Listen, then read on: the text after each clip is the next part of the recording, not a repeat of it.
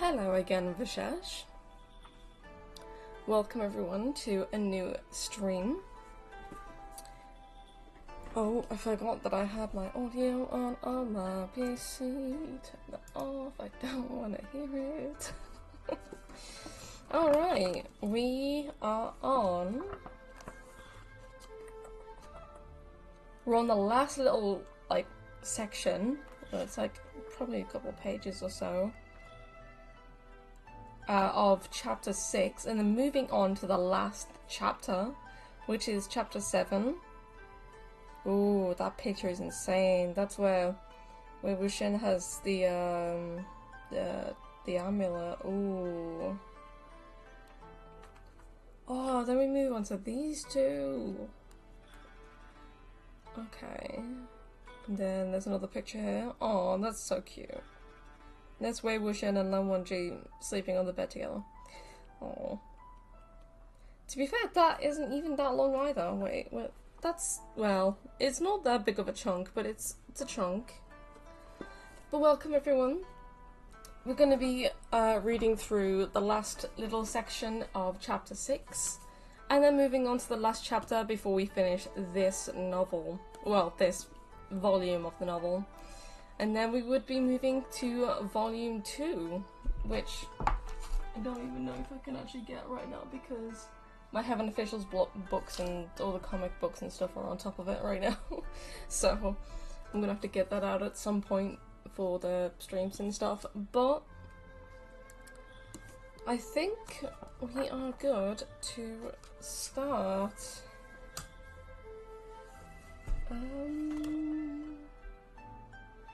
Make them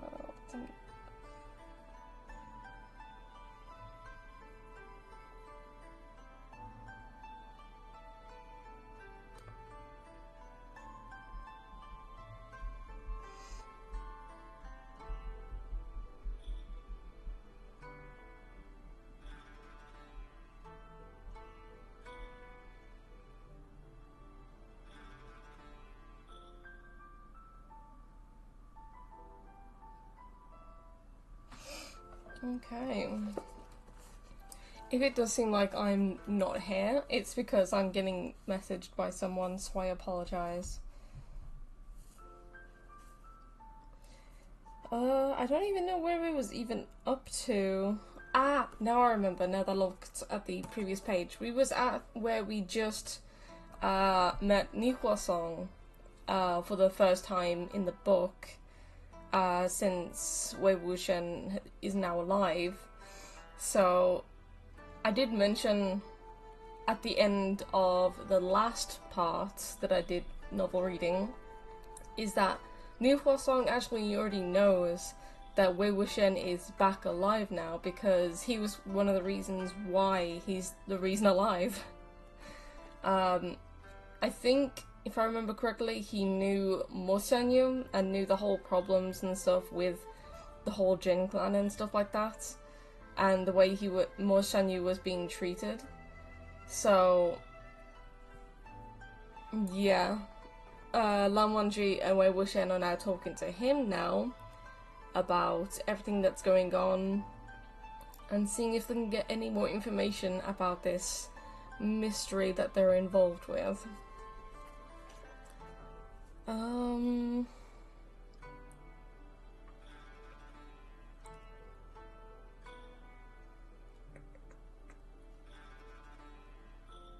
I don't know which part we was even on though. Like, was we on this page or that page?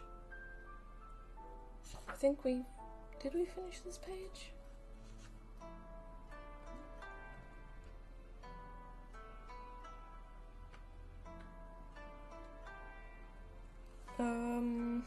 We'll just go with this page and see where it leads. If I do get it, oh, I got a big message. Try work, essentially. I have stuff.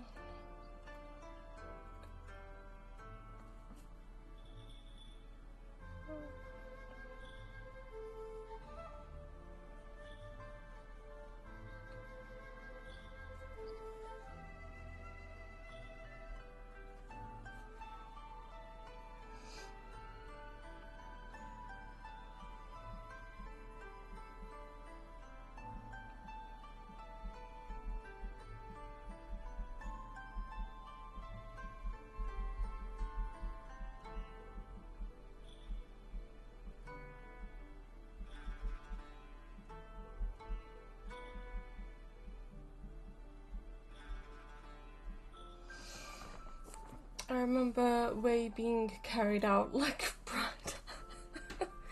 Yeah, he was being carried bridal style because of the curse mark that was on his leg that he transferred from his nephew Jinling to himself, and now Lan Chan is worried about Wei Wuxian, so he carried him bridal style to Ni Huasong. So yeah, seems great.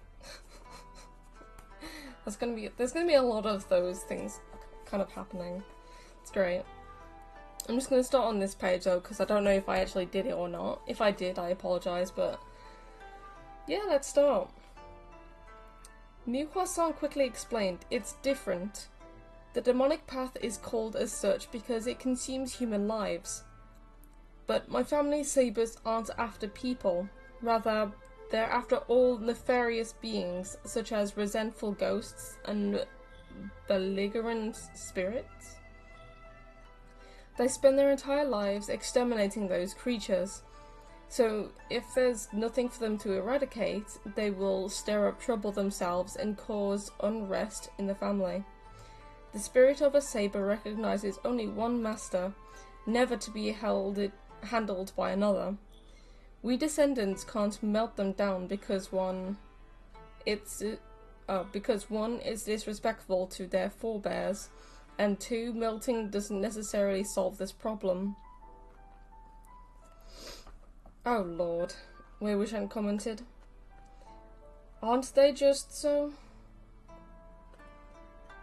Ni Huasong said, sabers that followed their ancestral masters in hacking through obstacles and following their path of cultivation. They are lords in their own right. I literally was right there. What the fuck? Where am I? Okay. He continued.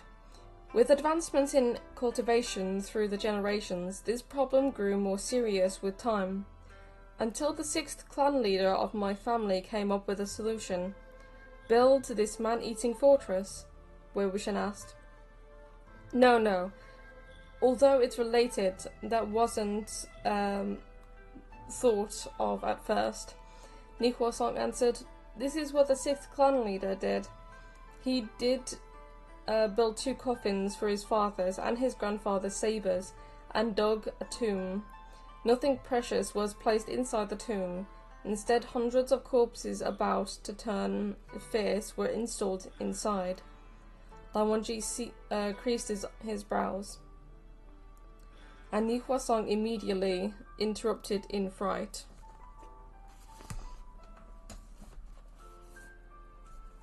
Hang on, Jun, let me explain. Those corpses weren't killed by my family. They were arduously sought out and collected from all over. Many were bought at a hefty price. The 6th clan leader said, if those saber spirits want to fight evil, then they will give them evil to fight. Burying those corpses about to change alongside the coffins. Housing the blades, it was to make burial offerings to the saber spirits.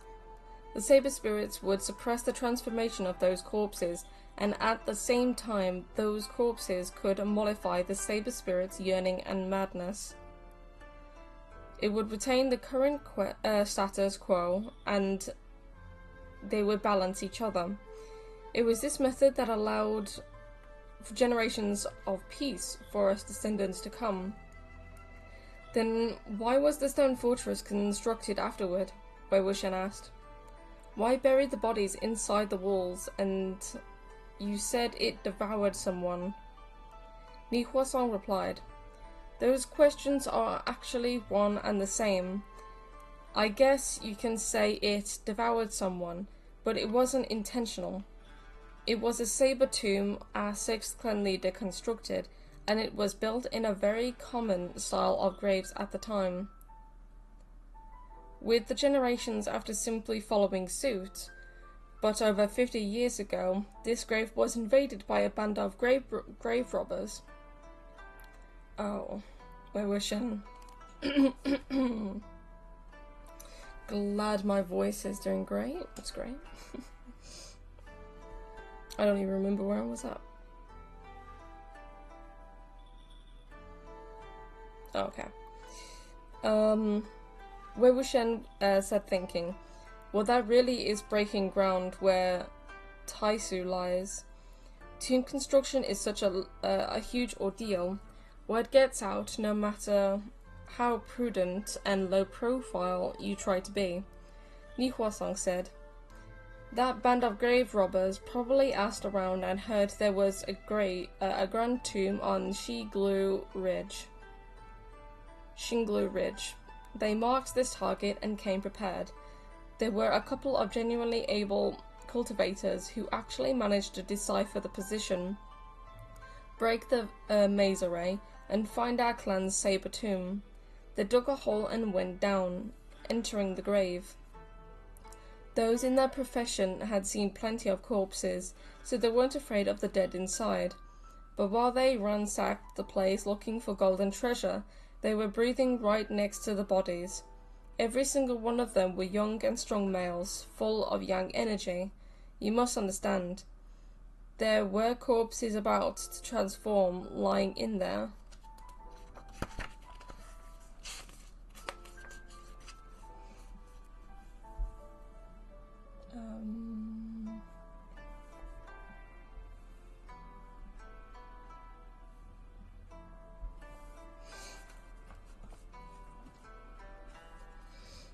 It's easy to imagine what happened next. Over a dozen corpses turned fierce on the spot, but that band of grave robbers were very capable and gutsy, and very well equipped at that. They actually managed to kill all the transformed walking corpses.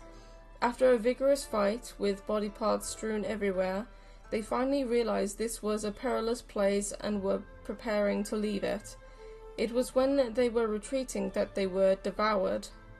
The number of corpses installed in the tomb is strictly controlled. Not one more, not one less. Just enough to balance the saber spirits. But those grave robbers went in and caused havoc. If they'd only activated the corpse's transformation, it would have been alright. After they had left, the saber spirits would energize and suppress them. But they just had to battle the bodies to pieces, which is great. Oh my god, where the fuck am I? I'm very bad at doing this. But they had to battle the bodies to pieces. Suddenly there was a deficit of over a dozen bodies. In order to maintain enough fierce corpses to restrict the saber spirits, the saber tomb had no choice but to automatically seal the tomb completely, forcefully trapping them inside and having that group fill in the vacancies they had themselves created. With the destruction of the saber tomb, the clan leader at the time began to seek other methods. He selected another plot of land on Xinglu Ridge, and instead of building another tomb as a replacement, a saber offerings hall was constructed in order to prevent another visit of by grave robbers. The bodies were hidden inside the walls to deceive others. This saber offerings hall is thus the man-eating fortress in the rumors. Those grave robbers came to Qinghe disguised as hunters. When they never returned from Xinglu Ridge and there was no bones to be found, word began to spread that they were devoured by monsters on the ridge. Later the stone fortress was erected, but before the new maze array was set up, someone saw it by accident in passing. Thankfully, none of the bunkers had doors, so he couldn't enter, but after descending the ridge, he told everyone he met that there was a creepy white fortress on the ridge, and that they must be where the man-eating monsters reside. Our clan thought it'd be good to aggrandize, I don't even know what the fuck that is, the rumors, so no one would dare go close to that area. So we embellished the story and created a man-eating fortress tale, but it really can eat people. From his sleeve, Nikwasong took out a handkerchief and a white pebble the size of a garlic head. The handkerchief was to wipe away his sweat, but he passed the white pebble over. You two can take a look at this. Wei Wuxian took the white pebble to examine it. He discovered something white between the powder. It appeared to be a human finger bone?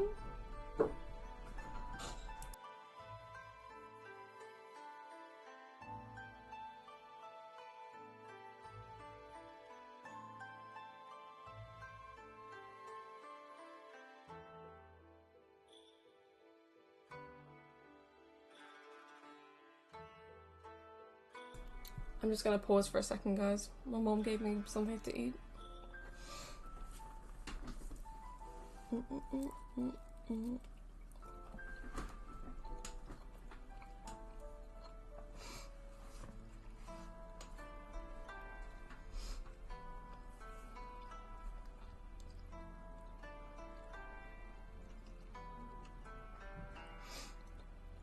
How are you doing anyway, Vishesh?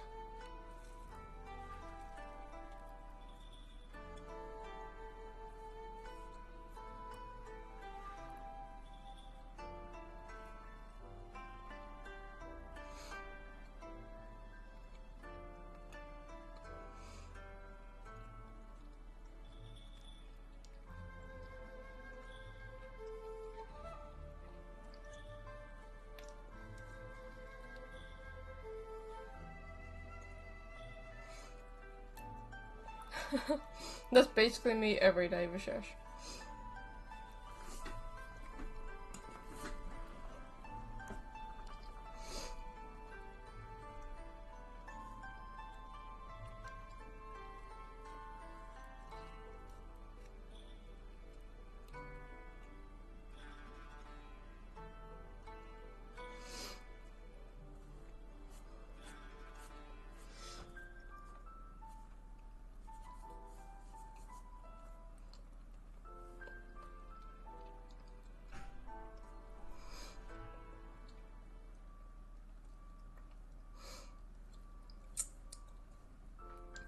If you were later, you wouldn't be doing novel reading. This is out of your comfort zone. This is the first time of even trying to do novel reading, because if I didn't do this, I wouldn't even read the books. I just have them for aesthetic and just so that I have them. I need to get novel 2 to 6 or 7 or something like that from Heaven Official's Blessing, because all I have is like 1 and like the last one, because I bought the special edition of the last one, just like I did with Modazushi. But I did this because, one, I love Modazushi and Heaven Official's Blessing. There is a YouTuber, which I've mentioned in the past with the Sakurako unboxing and stuff, called Kikta. She does so much content on Heaven Official's Blessing, Modazushi, Thousand Autumns, all sorts of BL from the same author, Mo Shang Tongxu. And I thought to myself, it made me feel a lot more comfortable reading aloud BL, because she does it. And I've been watching it for a long time, so I thought, fuck it, I'll do it. But yeah. Myself a library full of books you don't even read situation. I read the comic ones, like the manhwa of it, but I just didn't read the novels, so this is a good reason for me to actually read the novels.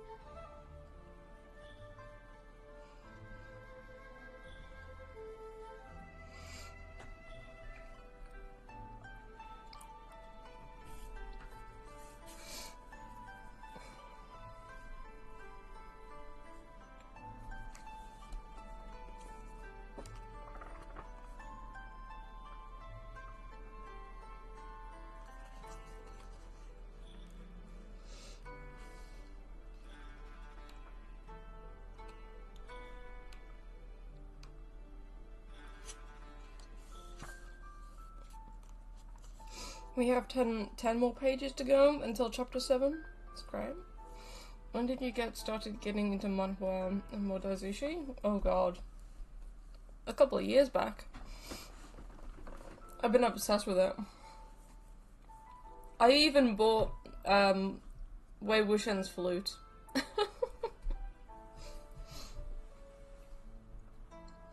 Well, it's more of a cosplay flute. But I bought his flute from the show.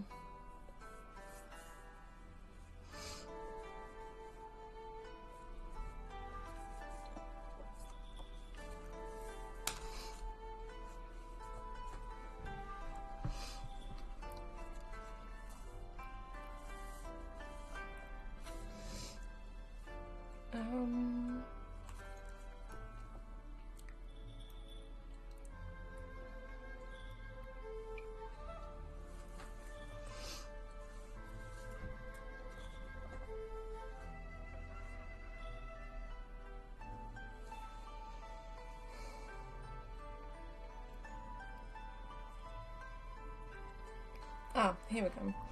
It appeared to be a human finger bone. It was clear in his mind now. After Ni Huasong wiped his sweat, he continued. Should have gotten cosplay edition too, would go well with your dagger. That's true, that's true.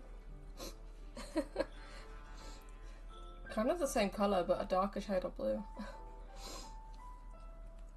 And it's got a dragon on it, but you know. I love dragons. As for that little Jingonzi, I don't know how he managed to blow a hole in the wall. I'm just going to turn that off because that's going to annoy me.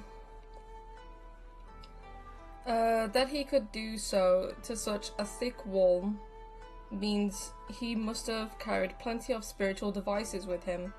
But that's not the point. I mean to say, the place he blew up just so happened to be the earnest of the Saber Offerings Hall constructed on Xinglu Ridge. At the time, the idea of using two layered walls with earth in between to separate the yang energy and prevent easy corpse transformation hadn't been formulated. And bodies were put directly into the plaster. So when little Jingonzi blew up a hole, he didn't notice he'd actually blown up a skeleton buried inside the walls. Soon after he entered, he was sucked into the walls of the stone bunker to replace the body he had blown up. I checked on Xinglu Ridge regularly, and when I went today, that's what I saw. I had just picked up a rock, and then there was a dog chasing after me.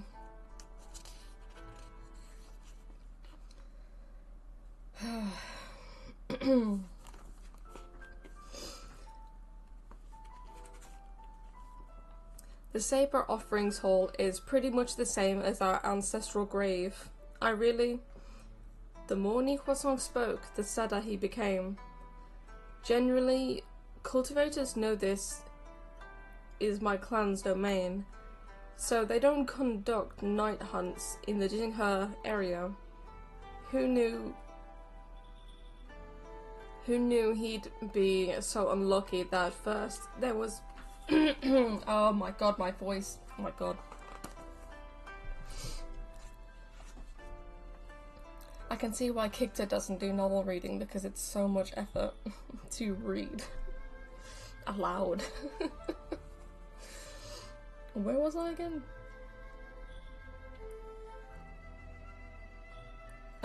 Who knew he'd be so unlucky that first there was Jinling disregarding the rules and setting his eyes on Xinglu Ridge, and then Lan Wangji and Wei Wuxian, who came on the directions of the ghost arm.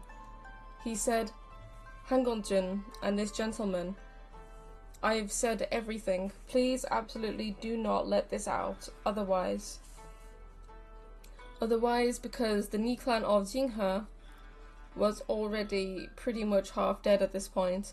If something like this got out, Ni Huasong would become a condemned sinner in the history books, and be too ashamed to face his ancestors when he entered those graves himself." No wonder he would rather be a secret laughing stock among the cultivation world than diligently cultivate, never mind wielding a saber. Should this cultivation come to fruition, he would become more irascible by the day, and end up like his oh my god. I do have a drink right next to me, but it's alcohol. And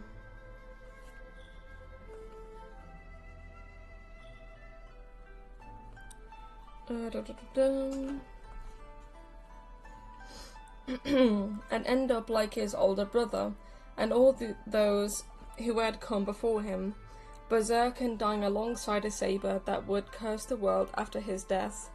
Rather than cause unrest in the clan, having zero accomplishments was a better choice. This was a problem without a solution.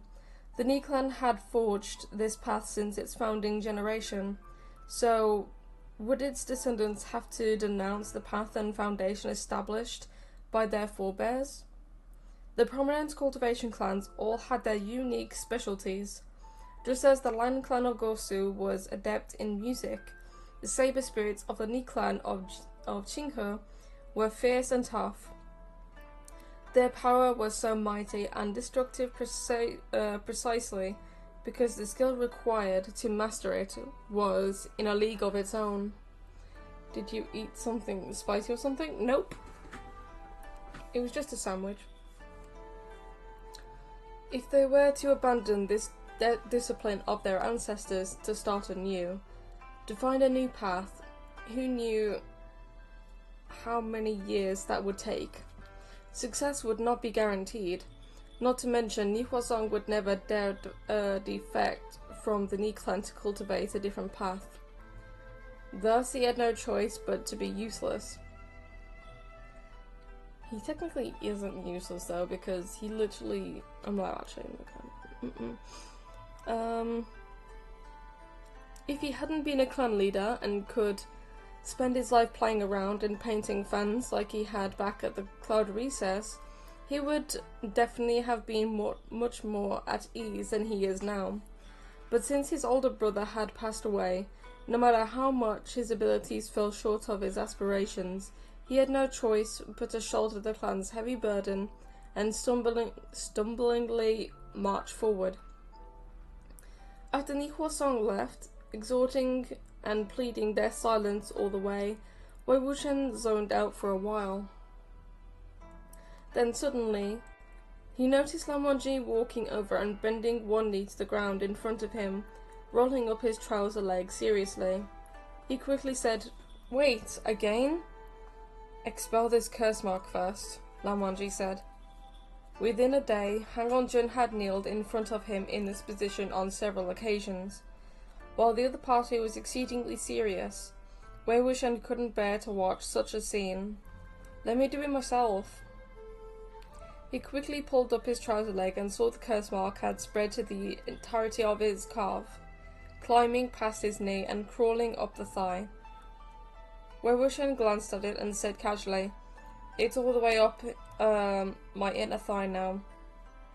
Lan Wangji twisted his head away and didn't respond. Wei Wuxian was puzzled. "Lanchan?"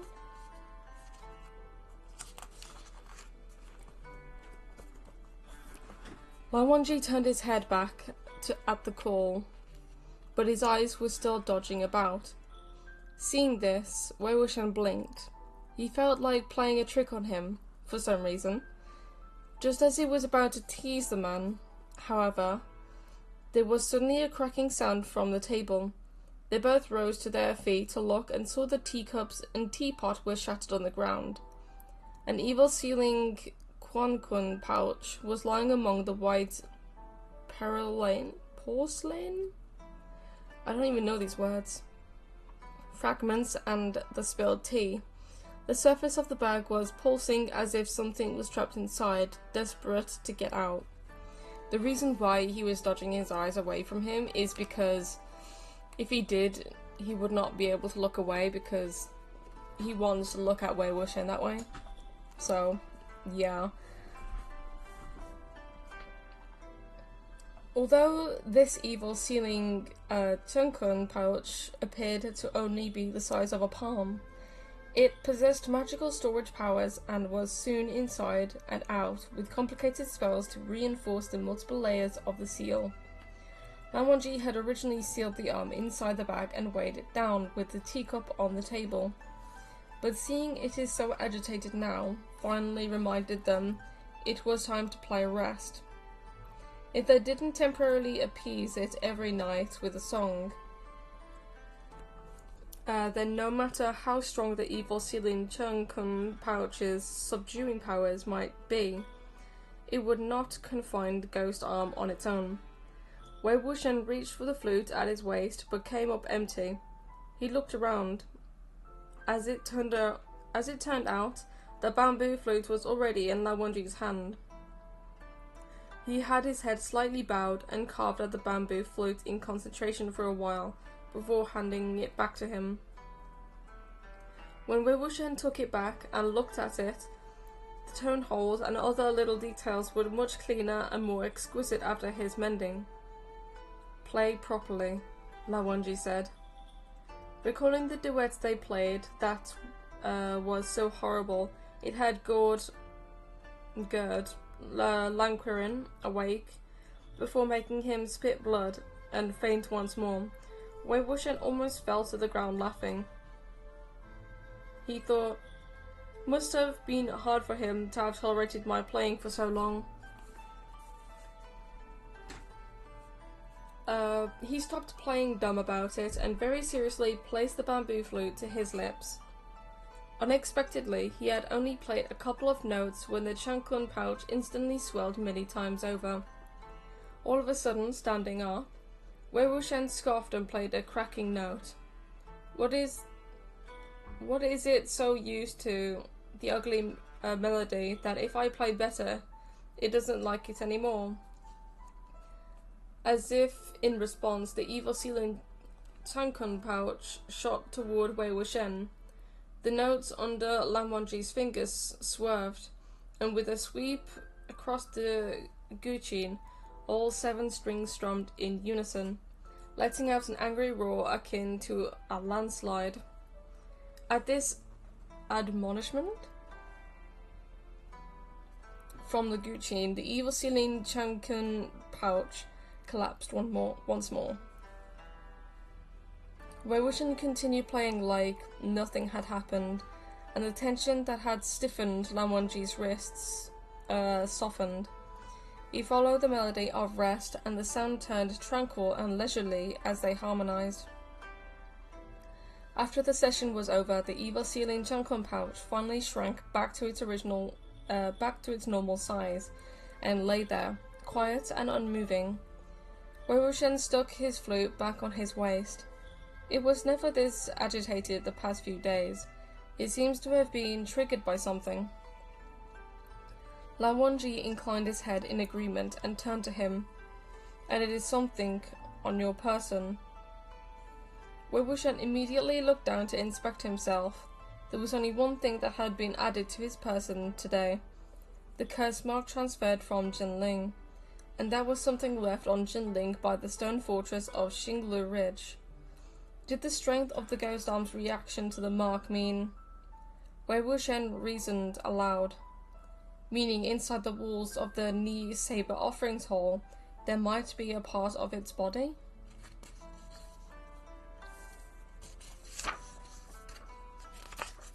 Ooh, we're so close to the end of chapter 6 now.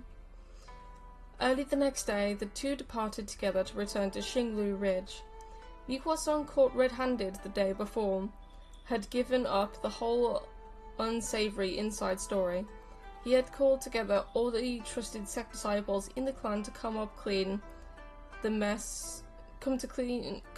up the mess left by the intruders. When Wei Wuxian and Lan Wangji approached, he had just gotten people to refill the hole Wei Wuxian had dug. Jinling, out of patching it up... What?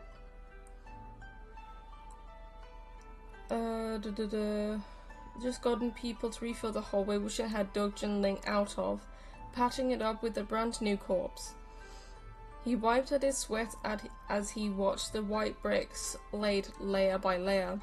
Yet unexpectedly, he had looked back and his legs went weak. He smiled apologetically.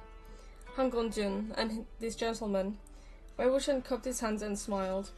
Sect Leader Ni, building walls are you? Ni Huasong had wiped his sweat so much that the handkerchief that he was going to wipe off a layer of skin at this point. Yes. Wei Wuxian said very sympathetically and with a little bit of shyness. Sorry, but we might need to trouble you to rebuild again in a bit. Ni Huasong replied, Yes. Huh? Wait! Before he finished, Bichen was unsheathed. Ni Huasong had to watch helplessly as the brick wall he had just rebuilt was cracked once more. It was always easier to destroy than to build. Wei Wuxian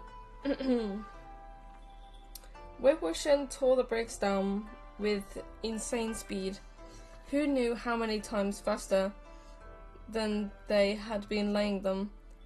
Li Huasong trembled, gripping his folding fan, aggrieved tears threatening to stream from his eyes. And yet, Han Gongjun was just standing there without any sign of gesture, so Ni Huasong didn't dare say anything. Lan Wangji gave him a succinct explanation of their reasons, and Ni Huasong immediately pointed to the heavens and the earth to swear. No, there definitely aren't any. The corpses used in Wei Clan's Saber Offerings Hall are all complete. There's definitely no male corpse missing an arm. If you don't believe me, I'll tear everything down to prove my innocence. But after that, everything needs to be repaired immediately without delay. This is my family's ancestral grave, you know. A number of the Ni sect disciples joined in, and with others doing the work, Wei Wuxian retreated, standing by the side to wait for the result. An hour later, more than half the bricks of the wall where Jinling had been buried were dismantled. Of the sect disciples, some pulled on face masks, while others swallowed special red pills to prevent their breath and human chi from activating fierce corpse transformation. In the black dirt, sometimes a pale arm would be revealed, sometimes a leg with popping veins. There was also a mass of tangled and grimy black hair. Every male corpse was roughly cleaned and placed flat in an orderly manner on the ground. Some of these corpses were already degraded to white bones. Some were still in the process of rotting, and some were still very fresh. There were all sorts, but all of them had all of their limbs intact. They did not uncover a male corpse missing a left arm. Ni Huasong asked cautiously, We only need to tear down this wall, right? Do we need to take down more? There's no need to, right? It was indeed enough. The curse mark on Jinling's body was extremely dark in colour, so the creature who left it must have been buried very close to him at the time. It would definitely not have gone beyond the perimeter of this wall. Wei Wuxian crouched down by the row of corpses and pondered deeply. Lan Wangji suggested, Retrieve the evil sealing Chankun pouch. It wasn't a bad idea to retrieve the left arm from the evil sealing Chankun pouch to have it conduct the identification on its own, but if it came too close to the other parts of its body, they couldn't guarantee that wouldn't make it grow excited, thereby resulting in more dangerous situation. And this location was incredibly unique, heavy with yin energy, which made the dagger all the greater, the danger all the greater. This was why they'd prudently chosen to come during the day. Wei Wuxian shook his head and pondered. Could this arm be a woman's? No. I can tell from a lock whether it was a man or a woman's arm. Then could its master have 3 arms? He was just amusing himself with this thought when Lan Wangji spoke up. The leg. With that mention, Wei Wuxian finally remembered that he'd actually neglected the fact that the curse mark had been restricted to his leg. He quickly exclaimed, "Pants off! Pants off!" What? Pants off? Oh god. Li Huasong was immediately alarmed. Why would you say such a shameful thing in front of Han Gongzhen? What's there to be shy about? We're all men here. Yeah, and one of them loves you. What the fuck?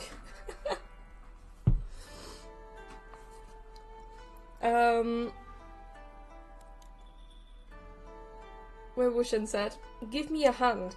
Help me take the pants off the corpses." Oh, that's gross. This doesn't concern the female bodies, just the male ones. He flashed his demonic claws, reaching for the trouser waist of the corpses on the ground. Li Huasong could never have expected this. He had only just told the whole sordid story the day before, and today he had to strip the corpses of their trousers inside his ancestors' saber offerings hall. Male corpses at that. He would definitely get a big ol' slap in the face from every single one of his ancestors when he himself died and entered the ground, he felt. Slapped silly until he was born crippled in his next life.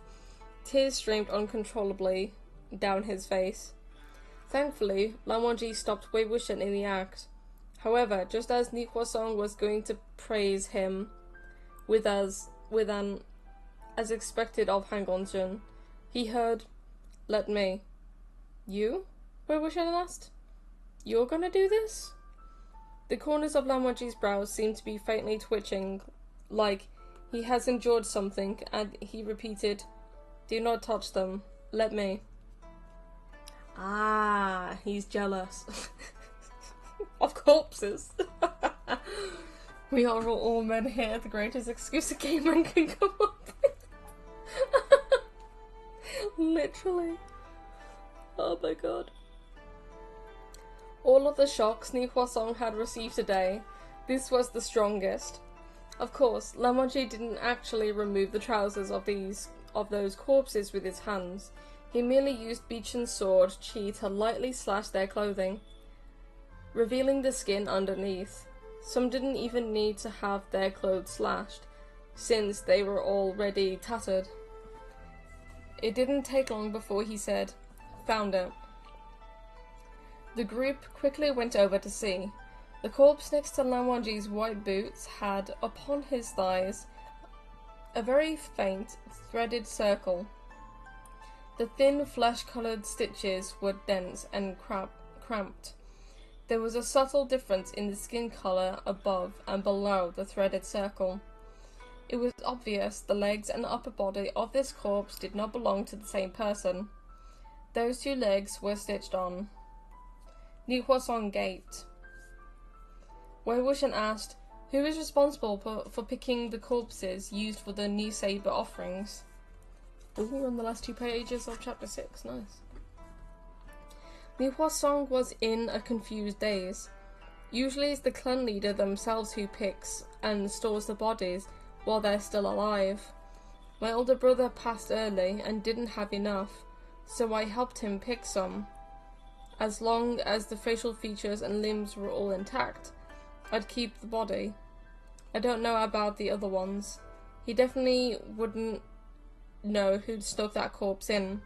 Even if they asked him directly, the suspects were countless in number, ranging from the ones who'd provided the bodies to the internal personnel of the Ni clan of Qinghe. They could probably have to find every single body part and put the pieces of the soul back together before they figured out what was going on. It took great effort to remove the legs from the half-bodied male corpse. Wei Wuxian tucked them into a new evil-sealing Chengkun pouch. He said to Lan Wangji, "Looks like this good brother was dismembered by 5 horses. Not only was the body divided, but the limbs were thrown everywhere. One there, one here. What measure of hatred could have prompted this? Let's pray he is not cut into too many pieces. Although Ni Huasong still said, "See you next time," when they bid farewell, judging by the terror on his face, he probably never wanted to see them in his lifetime again. The two left Xinglu Ridge and returned to the inn, a safer place, before they took out the 3 limbs for a more detailed examination. Sure enough, the legs and the left arm had the same skin colour. If they were placed near one another, it produced an intense reaction, causing them to shake non-stop, like they wanted to be rejoined. Unfortunately, the body's torso was missing, so that couldn't be done, but they definitely belonged to the same person. Besides the few facts they managed to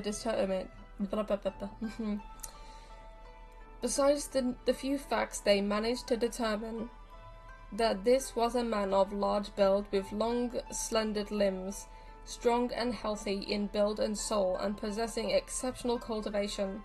Nothing else was known. It was a bewildering mystery. Thankfully, the ghost arm quickly pointed out the next destination, southwest.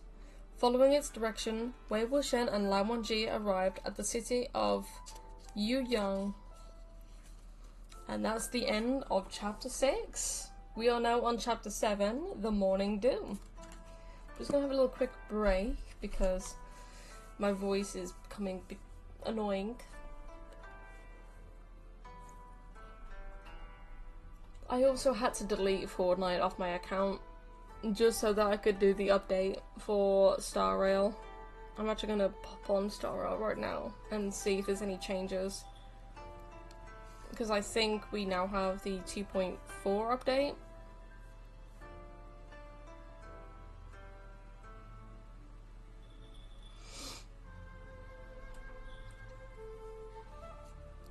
I think we are, yeah, it does say 2.4, 2.4, But yeah, that body belongs, well, the body parts belong to the same person. And Li Huasong does know, kind of, who the body is. It's just that he's trying to bring the person who did all this to light and expose them for who they are. And wow, Fortnite got the axe. I have Fortnite on my Switch anyway, so if necessary, I'm already over level 100 on it, so I've already got all the Battle Pass stuff. It's just getting the bonus stuff now until the Battle Pass ends. But I can always go on my Switch and play Fortnite on that. I just realised, no more tycoons. We haven't played Fortnite in ages. Let me... Oh, I forgot that my... I forgot that my fucking thing isn't working.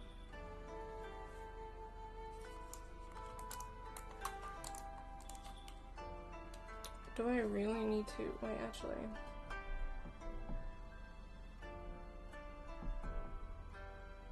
It needs updating. Oh! Install. It's because it's on that, that's why. So, if Wuxian doesn't get the body together, he is RIP. Oh, don't worry, they will have the body intact. And it will, you know, be walking. At the very end. But, yeah, it's basically showing the way of the different body parts and the whole mystery behind the entirety of the situation. Ooh, homecoming war dance.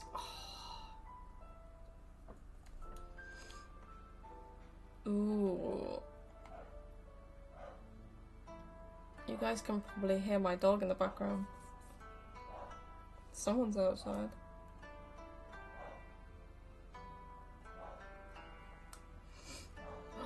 Whoa, we get so many goddamn Stella Shades. What? 2.4 bug compensation. Compensation for routine maintenance for version 2.4. Reward. Event reward distribution notification. Reward. Event reward distribution notification. Yo. Wait, I need to show you guys this. Can I actually show this without showing you anything? I think so. We get so many guys. Like, if I claim all right now, that's how many we have. I can't believe that. 640 Stellar Jades? That is crazy to me.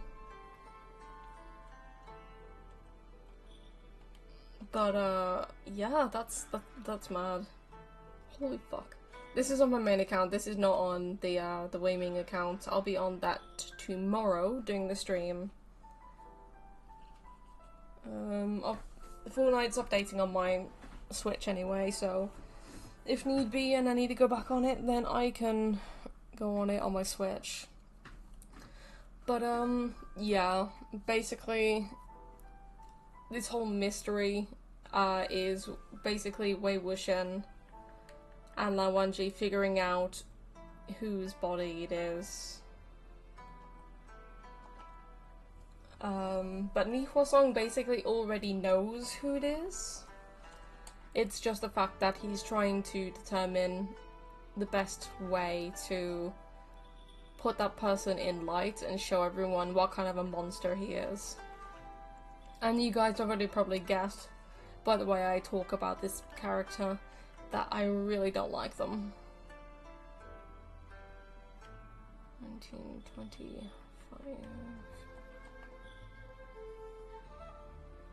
Okay, 1997, 1987. I'll do that one then.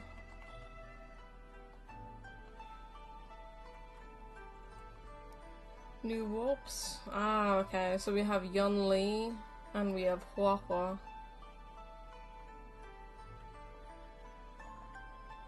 Okay, we have also got a new Nameless on her as well. Ooh, okay, Silver Wolf and Screwlum, Himiko and March. We have Hanya, oh, and her sister, oh no. 2.4 and 2.5 is gonna kill me. Tingyun. Is that Blade and Danhong? Yeah, that's Blade and Danhong. Qingque, Qingchui and Master Diviner, Pela and Lynx. Oh, it's gonna take 20 minutes? Bruh. That Zhang guy? No. Not Zhang Cheng, not Zhang Cheng, not Zhang Cheng, not Zhang Cheng.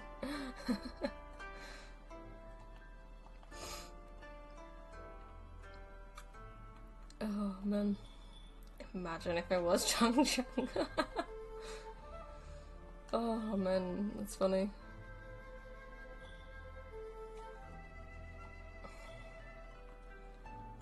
Zhang Cheng has got like a big section of the story for him. It's just this body per se does not involve him. So Zhang Cheng has got like a story in the works, and we're going to go through a lot of heartbreaks and tear-jerking moments, but yeah, it's gonna be one of those. Oh, we're gonna get so many more goddamn passes. Holy shit. Oh, this is cool. Okay, I can't wait to stream this tomorrow. Ooh, okay. Oh, that's cool. Sweet. Ooh. We've got 16 hours until that resets. We can get more passes from that as well. Holy crap. I can get 4? We've already got 1 already from that thing, so I've got 5 already? What? Okay, Vishesh, let me just like tease this out a little bit. Who do I dislike the most? Like, do I have like a specific person who I keep on going on about that will be my ultimate hatred in the anime or whatever it is. Yeah, that is at the moment is a ranking video. The guy members to send us. I think I take me up deals and the ranks though. Does that spark any ideas? Meal deals?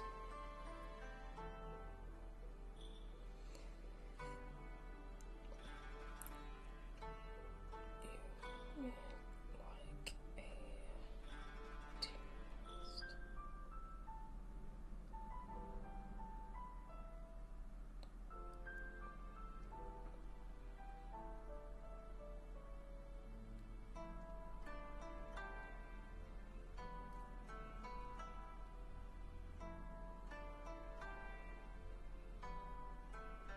Okay.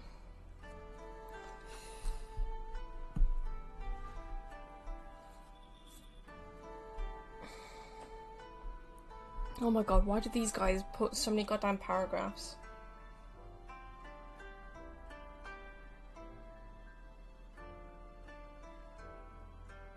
Mainly, oh, okay.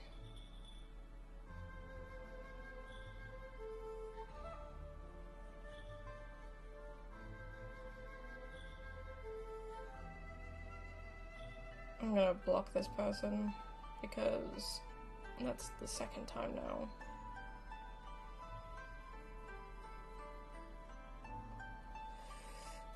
Go away.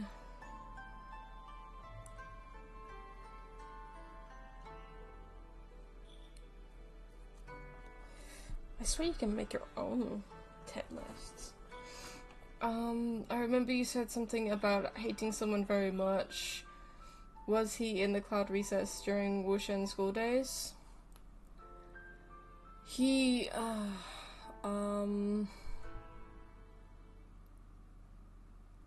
actually don't know if he was. I mean, I know that he was there at some point, but it wasn't the main reason. Like, he was interested, per se, in Lan Xichen, Lan Wangji's brother.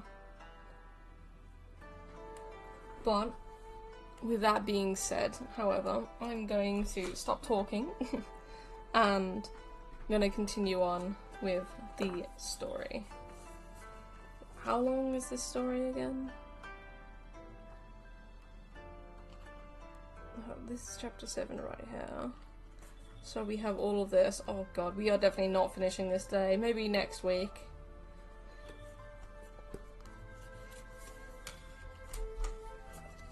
Okay. We are at chapter 7, the last chapter of this volume, called The Morning Dew. Once in the city, the two walked side by side among the bustling crowd. Suddenly, Lan Wangji asked, "How is the curse mark?" Wei Wuxian replied, "Jinling was buried too close to our good buddy at the time, so he got stained by quite a bit of resentment. It's faded a little, but not entirely. We'll probably have to find the complete corpse, or at the very least, the head, before I can think of a way to get rid of it once and for all. But it's not an issue." Good Buddy was the fellow who had been dismembered, since they didn't know his identity. Wei Wuxian had suggested they call him Good Buddy. Lan Wangji didn't say anything, but he didn't object either, so it was technically a silent agreement. Of course, he had never used that term of address for himself. Lan Wangji asked, "How little is a little?" Wei Wuxian gestured a measurement with his hands and replied, "A little is a little. How do I explain it? Do you want me to strip to show you?" I can't believe he just said that. What? I don't remember him saying that in the show. What the fuck? Oh, I gotta reply. I gotta say that again. Do you want me to strip to show you? Lan Wangji's brows twitched slightly, seeming to really be concerned that he would strip on the street. He said flatly, "Strip after we return." Oh my god. Oh my god, you actually said that as well. Yo, Lan Wangji, you're getting very bold. Oh god. Wei Wuxian laughed, then spun around and walked backward for a bit, before, in order to escape as soon as possible. He tried very hard to make himself unlikable. He'd done plenty of embarrassing things, feigning madness and acting like an idiot. Now that his identity has been exposed, anyone else would have wanted to dig a hole to hide in out of embarrassment while they thought back on the things they'd done. Oh gosh, this is so funny. But Wei Wuxian had always been someone with thick skin, so he still acted like nothing was the matter. That being said, someone with the slightest bit of shame would never do something like climb into someone else's bed in the middle of the night, forcibly try to get into the same bathtub, demand to know if he was pretty after putting on makeup, or other such weird antics.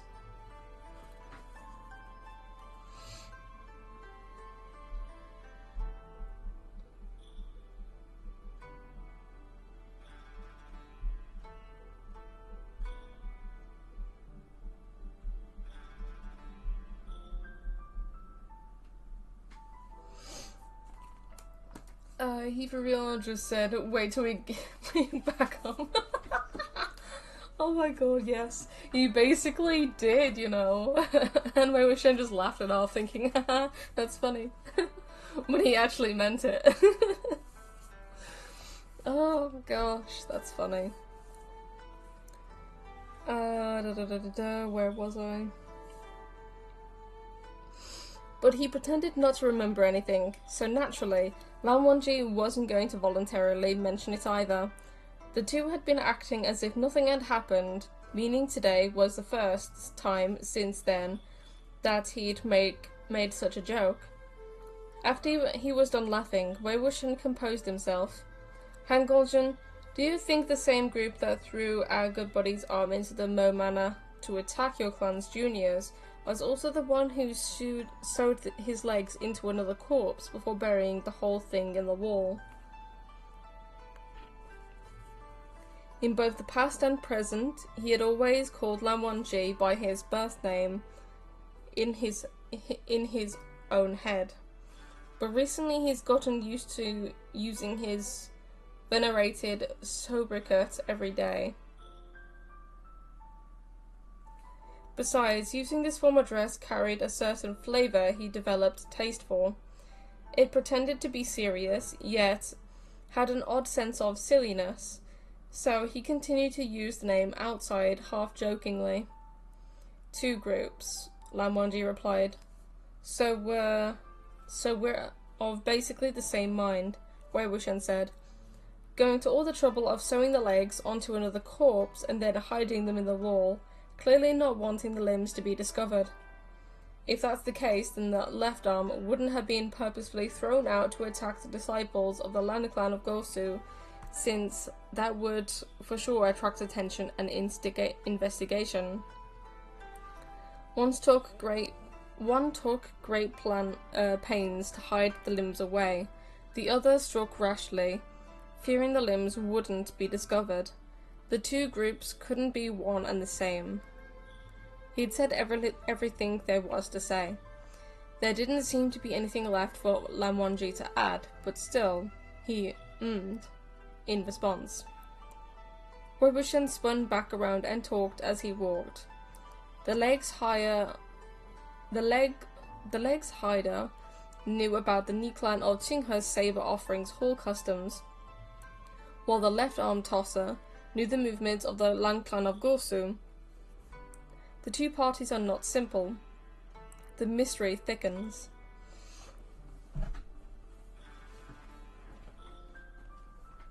One step at a time, Lan Wangji said. How did you recognize me? Wei Wuxian asked.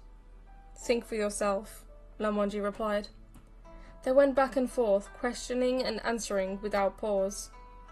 Wei Wuxian had originally wanted to catch Lan Wangji by surprise and tempt out a blurted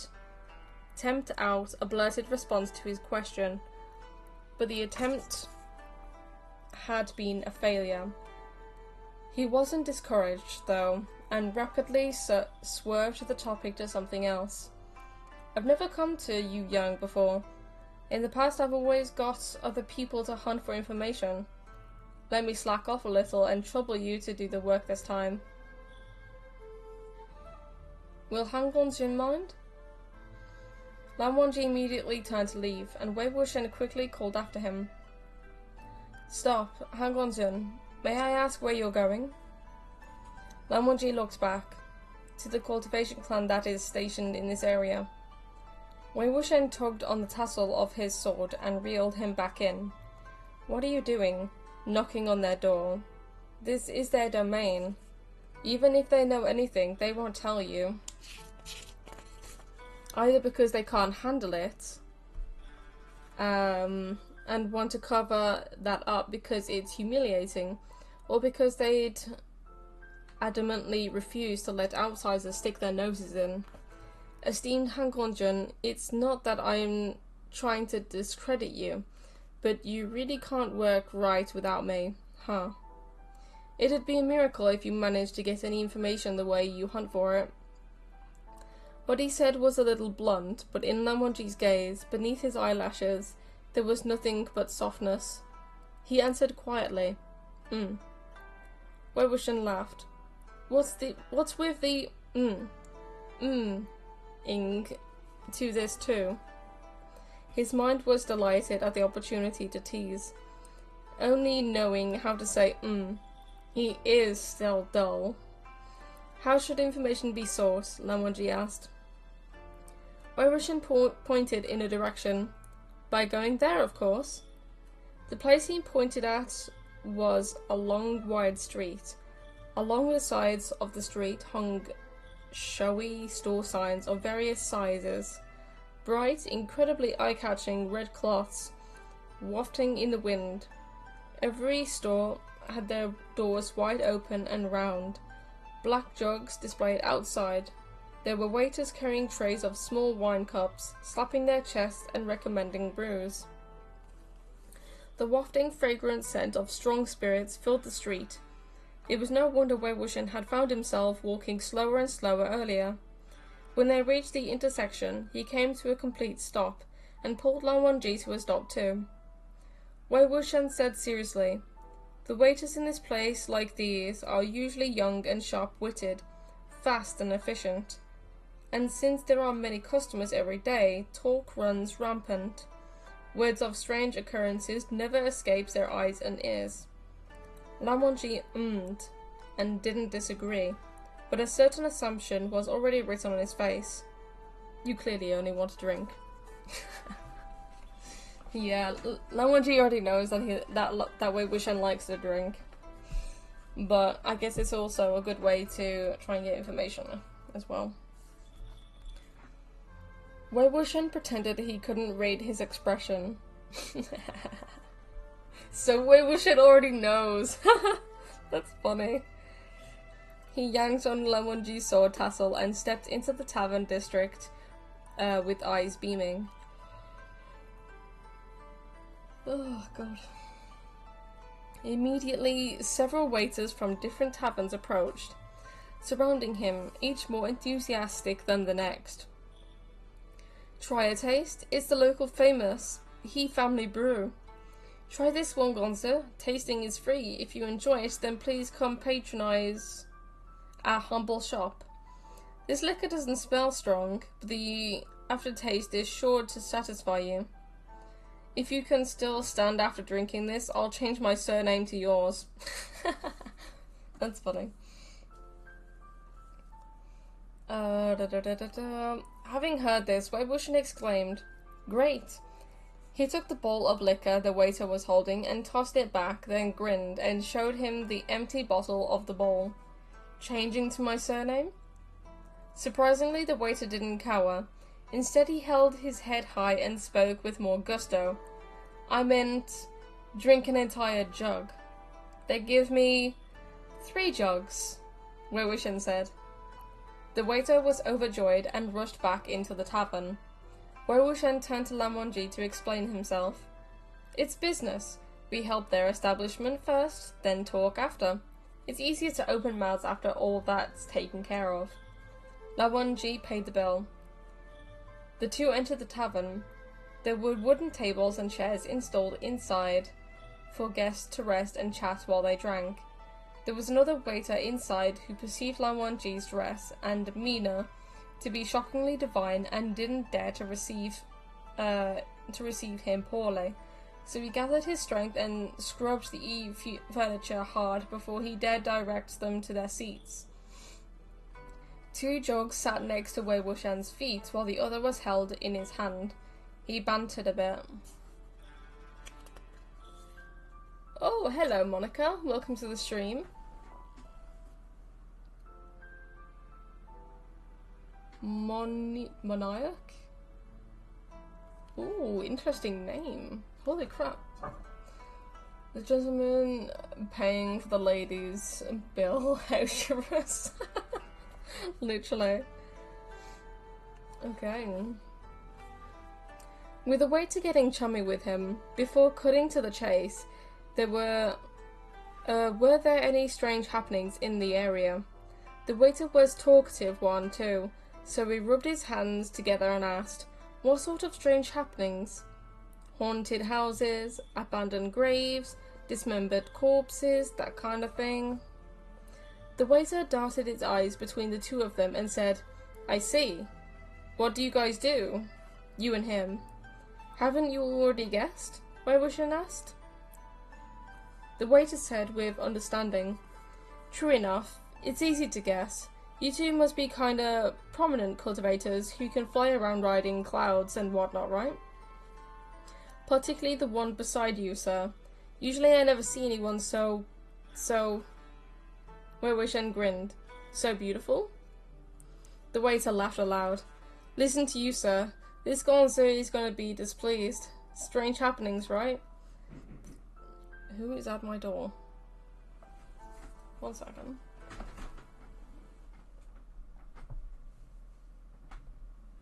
I don't know who's at my door. But they're not supposed to be here.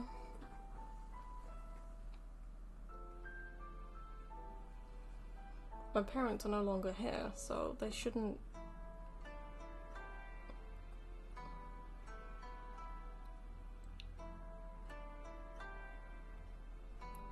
We wasn't really expecting anyone.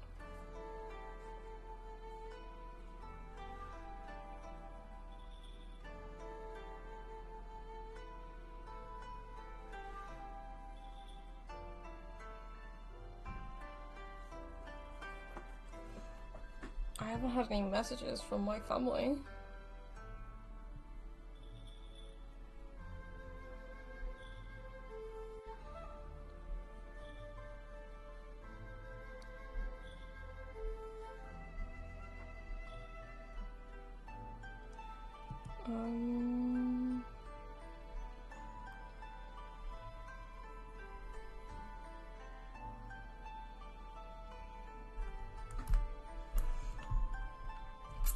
I don't know why people don't tell these things to me. If I don't know who's coming to the house, I don't open the door.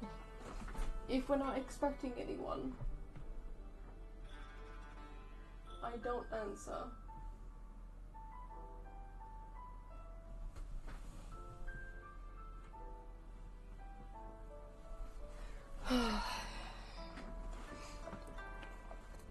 Anyway. But yeah, I like how Wei Wuxian said beautiful about Lan Wangji. So funny. That's gonna be sticking in Lan Wangji's mind, thinking, oh my god, Wei Ying called me beautiful.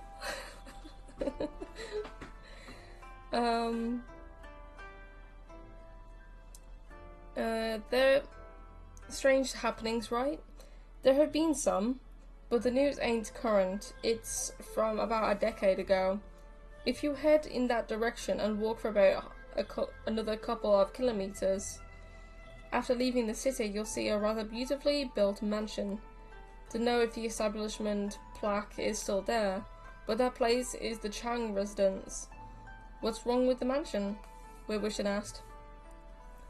A terrible case of clan extermination, the waiter said.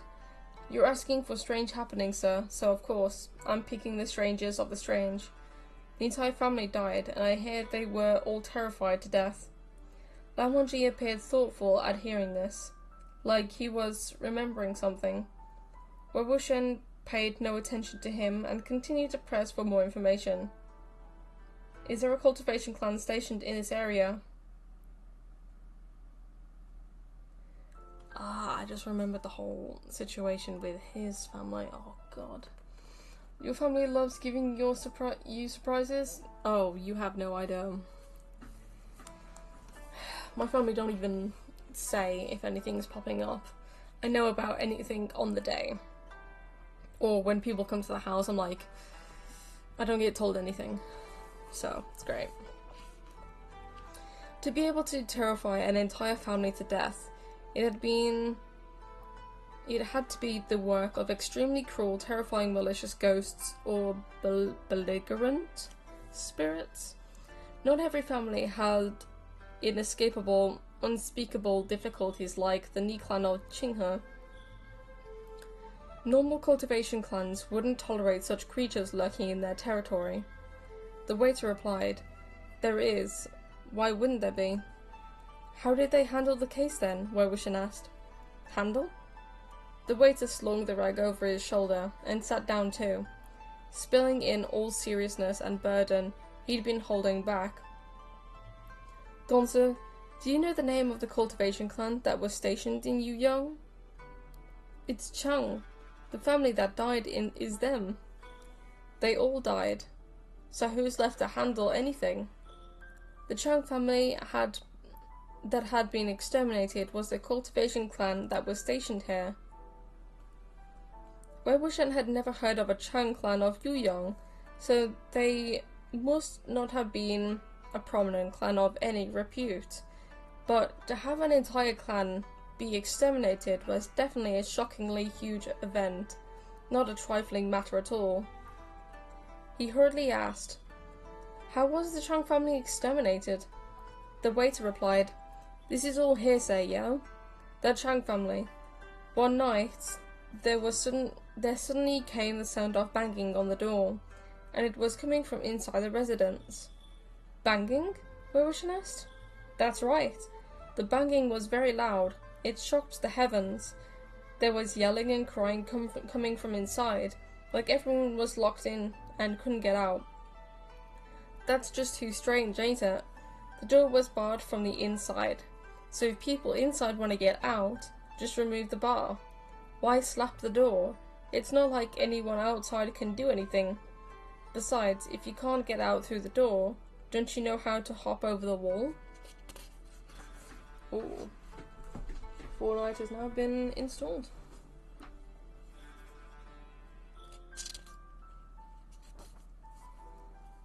I think. Is it fully installed? Oh no. No, no, no, no, no. Wi-Fi, stop, please.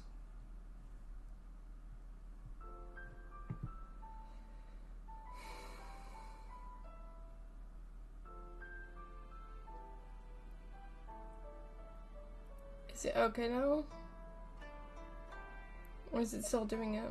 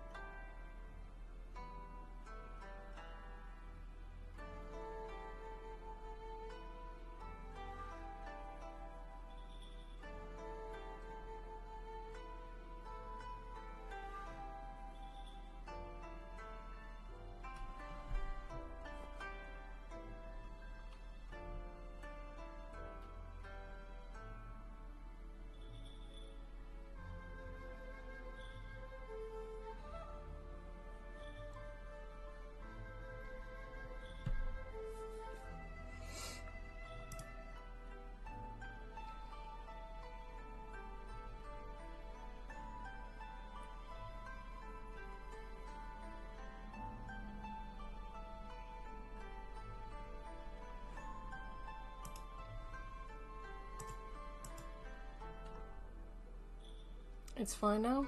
Okay. Okay, that's that.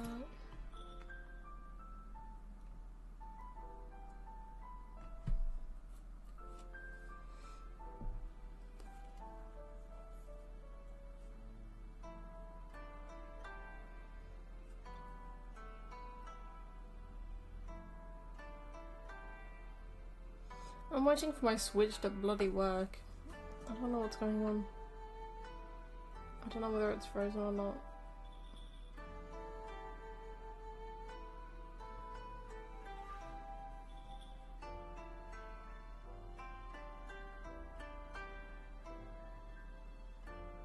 Okay.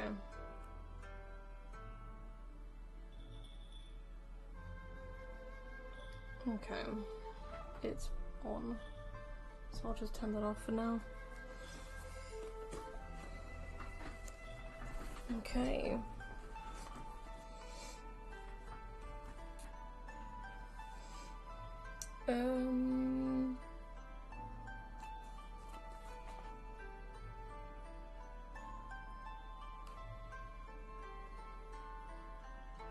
We're meeting up with a picture soon. Okay, cool, cool.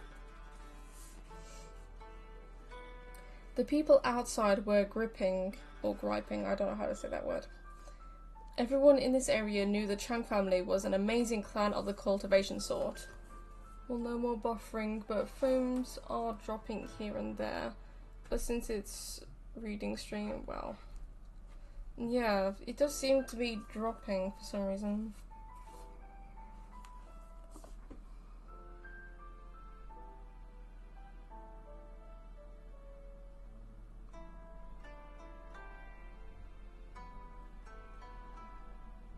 It says 1% dropping though, so it should be fine for now. If it drops any more, I might need to switch Wi-Fi's or end the stream early, depending on if it actually reconnects.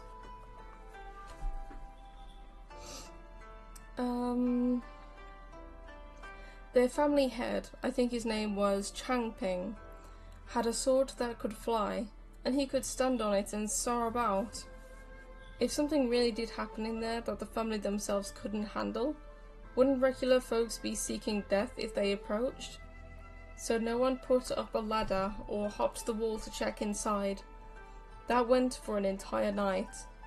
The wailing grew softer and softer.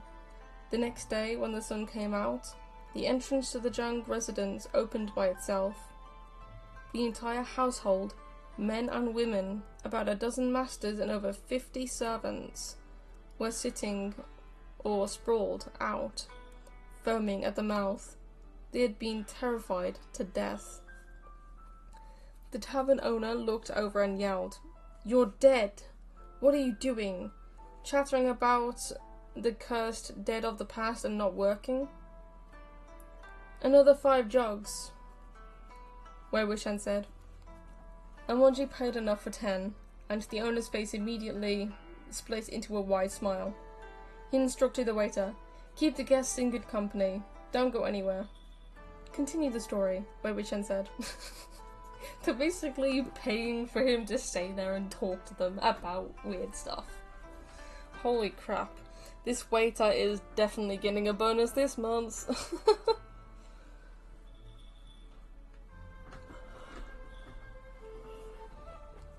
Oh gosh.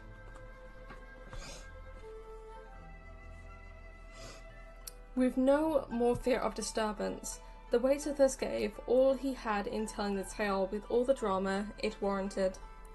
Ever since then, for a long time after, if nearby were to travel in the dark of night near the Chung residence, they would hear banging on the door coming from the inside. Just think, they were the ones riding clouds and cultivating and exterminating monsters. They'd seen plenty of evil before, and yet they were still terrified to death. How horrifying is that? If you walk the night road too often, sooner or later you'll run into ghosts. Even after they were buried, you still could hear the sound of banging in their coffins, though They say that the family head Cheng Ping was out at the time, so he escaped disaster. Didn't you say the entire family died? Wei Wuxian asked. Relax, I was just getting into it, the waiter assured. They did all die. I said escaped disaster, and that was temporary too. A couple of years later, that Master Cheng Ping still died, and this time the death was even more terrifying. It was a death by a Ling Qi with a sword. You don't need me to explain what death by Ling Qi is, right? It's when you take a knife or a sword and slice up a person, cut them 3,600 times until the flesh is all sliced off, leaving only the bones. Of course, Wei Wuxian knew what Ling Qi was. If a book were to be written entitled 1,000 Ways to Die Violently, no one would be more qualified than him to author it. He raised his hand. I get it. Then, buddy, do you know the reason why the Zhang family was exterminated? The waiter replied, I heard it was a setup by another cultivation sect. There's no doubt about that, though. Otherwise, how could a group of live cultivator folks no less, not be able to escape? They must have been trapped inside by something or someone. The tavern owner, afraid the topic would dampen their good time, had thus brought them 2 small plates of peanuts and melon seeds. Wei Wuxian nodded his thanks and then munched on the melon seeds as he continued his questions. Did anyone ever find out just what that something or someone was? The waiter laughed. Ain't that a funny joke, Gonzo? We're just some nobodies trying to make a living. What do we know of the affairs of a bunch of lords who fly around in the sky all day? You're all cultivators, sir, so you should know better than me. I only heard some gossip about how they offended someone they shouldn't have. In any case, since then, all the evil things around here were left running amok with no one to beat them back. Alas. Wei Wuxian wondered, someone he shouldn't have offended? That's right, that's right. The waiter ate a couple of the peanuts. All the grudges and grievances of all those cultivation clans or sects or whatever are so complicated. I figure the Zhang clan must have gotten targeted by other cultivators. Murdering for treasure is a common thing, right? That's what the storytellers always say, and that's what's written in legends and romances to boot. Oh god, I'm getting tired just by reading, it's crazy.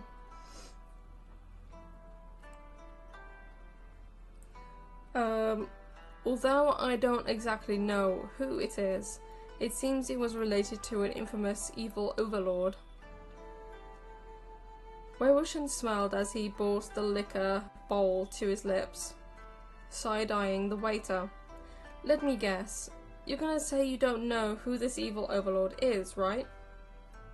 Ah, this is where he's not gonna like the answer to this question. Oh no. My apologies, Wei Wuxian. Oh god. The waiter laughed. Wrong, sir. This I know. I think it was some old patriarch? Yiling patriarch. Wei Wuxian choked and puffed, let out a stream of bubbles in the liquor bowl. What? Him again? The waiter said with conviction. Yes, that's right. Surname Wei. I think he's called Wei Wuxian. When others mention him, they always sound both hateful and scared. Wei Wuxian reviewed the facts in his head and finally confirmed 2 things. 1, he had never visited Yuyang before, and 2, none of the people he'd killed were done in through Ling Qi. This was an absurd accusation. Wuxian meaning no money. Wow. Oh my god. So, Wei, no money. Oh my god. God damn. So people were basically just putting accusations onto Wei Wuxian's name because he was the Yiling patriarch. That's absurd.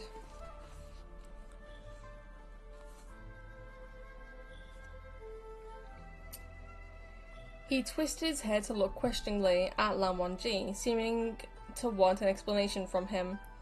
Lan Wangji, who had been waiting for this look, said, "Let us go."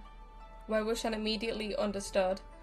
Lan Wangji had something to say about this, and it would be unsuitable to say it in front of others at the tavern. He rose to his feet. Damn, it was Wuxian or Long. No. It wasn't Wei Wuxian. They're just putting accusations, or silly accusations, onto him because he's the Yiling patriarch. And because Wei Wuxian didn't have any money, and because he was protecting people that he cared about the most, even though people hated him back then, people still think he's the reason why people are killed, or people hate him for some reason. But yeah, it wasn't his fault. Let's go then. The bill. The bill is paid, right? Little buddy, we're going to stash the liquor we bought here with you. Once we're done with our business, we'll come back to finish it off. He added, half-jokingly. Don't cheat me, eh? The waiter, who had already polished off over half the plate of peanuts by himself, protested. We would never. This shop cheats neither children nor the elderly. You just leave the liquor here, sir, no worries. We won't close our doors until you two are back. Hey Gonzu, are you two heading to the Chang residence now? Wow, that's amazing. I'm a local and I haven't even gone there yet. I only dare to sneak peeks from a distance. Are you two gonna go inside? What do you plan on doing? Wei Wuxian replied, We're also going to just sneak a peek from a distance. This young waiter was quick-witted and very much natural at socializing, so now that they'd been chatting for a bit, he no longer took Wei Wuxian for a stranger. He shuffled over, wanting to put his arm around his shoulders. Is this profession hard work? Do you two make a lot of money? You must, right? It's so respectable. Hey, can I ask something? Is it hard to enter the trade? He was just babbling on, but then abruptly shut up, as if stricken with fear, peeping off to the side. He asked in a low whisper, Gonzo, the gentleman next to you, what's he glaring at me for? Oh my god. Basically, Lan Wangji doesn't like people getting close to Wei Wuxian, so he gives them the death glare, and they get struck by it. Wei Wuxian looked over, following his gaze, just in time to see Lan Wangji twist his head away and rise to his feet to leave the tavern. He said, Oh. Him, huh? That friend of mine was raised in a strict household. He detests seeing anyone with their arms around each other in front of him. Isn't that a little weird?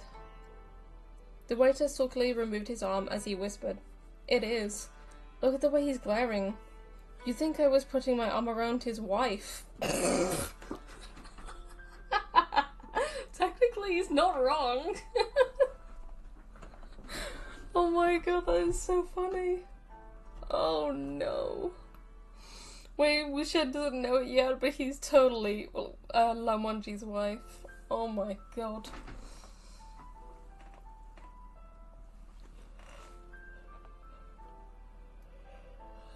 He's not even like the proper he's not even the perfect house husband or housewife either.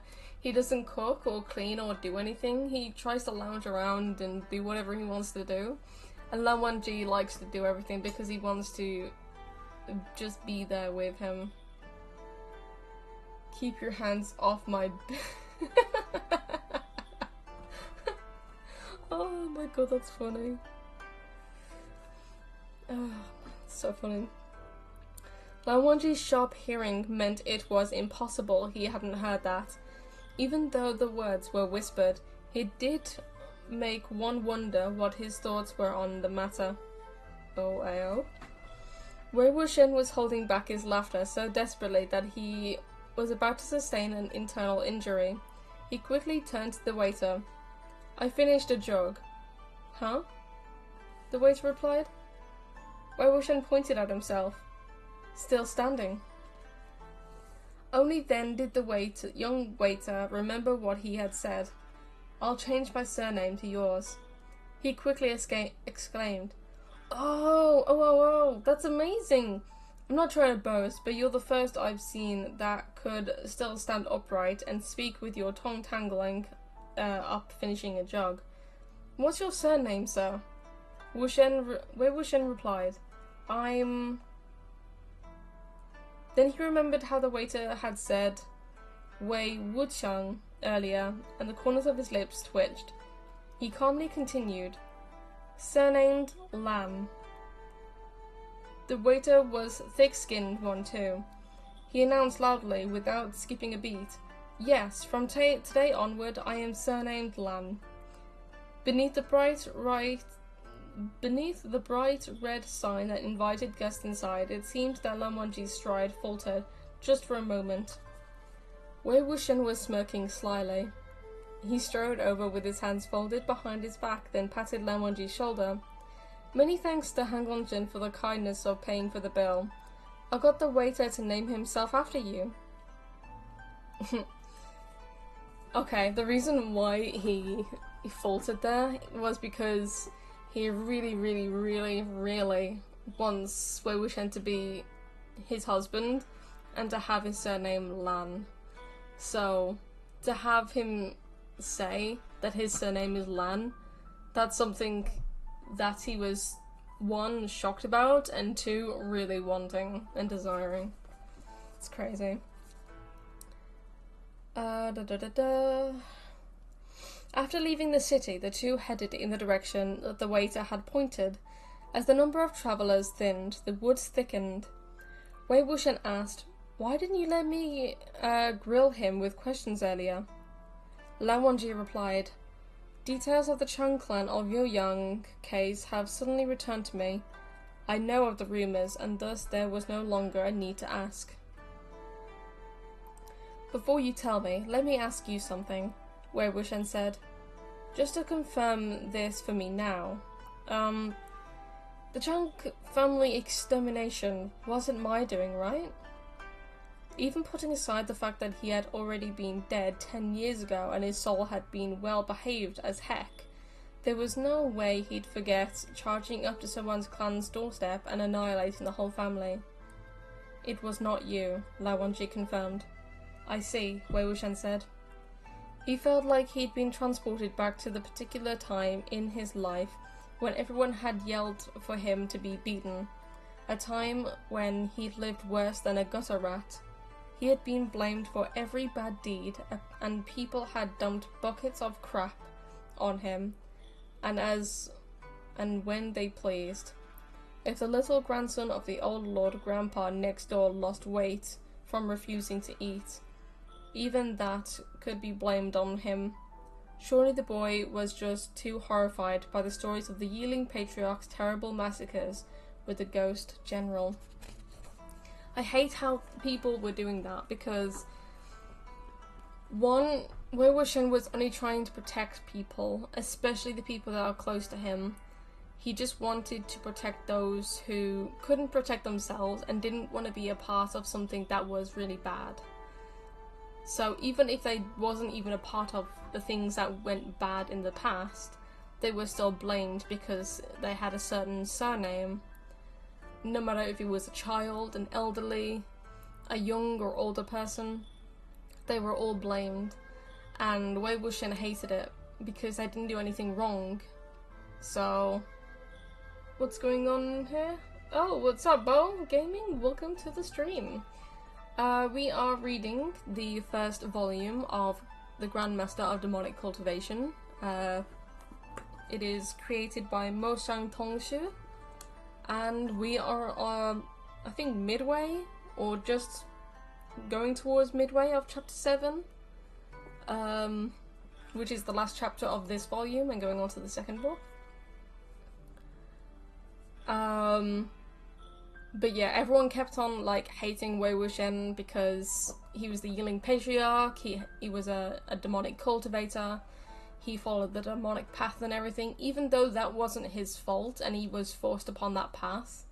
He had to have some way of protecting the people that he cared about the most, and because he followed on that path, people hated him for it, and just put all of these different things onto him, and accusing him of these different things, and it's really absurd, which is crazy to me, how people could do that. People have no heart. Whether or not what people follow in a different path, they shouldn't just judge someone before they get to know them, and I feel like Wei Wuxian was living the worst part of his life, not because of the demonic cultivation, but because everyone judged him based upon that path that he was forced upon. And everything happened was not his fault, even some of the deaths. Especially for the main people anyway. But yeah, I feel like it was extremely bad what people did to him.